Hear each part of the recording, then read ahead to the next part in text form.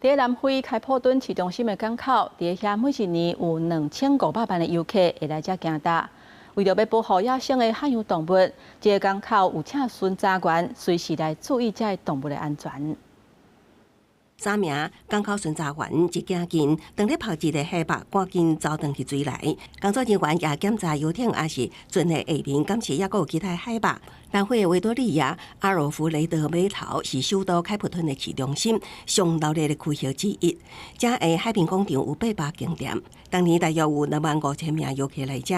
为着要保护野生海洋动物受到干扰，港口巡查员四过巡逻，算看卖海豹的数量敢是正确，佮检查因敢是有互鱼线索啊，还是塑胶袋啊填着，也佮会掺到海底，将伫海豹阿妈棍附近的索啊透开，因为因有可能会安尼死亡。 港口巡查员威尔人讲，码头监测计划为2018年启动以来，已经为海豹偷开超过500条的塑胶索啊。 A lot of these seals, so they're playful, they're curious by nature. If you've ever seen them swim with kelp, they play and they twirl and they're curious and it wraps around them. They don't know that if they're playing with this loop in the ocean, that if it goes over their head, they can't get it off.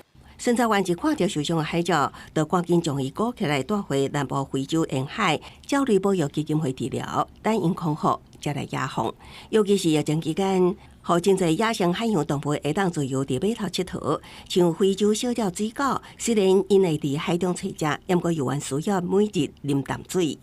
Lockdown has allowed these animals to really explore the waterfront in areas that you wouldn't usually find them too often. It has also, because they have a very curious nature, really made them find some really interesting areas like swimming pools, public swimming pools.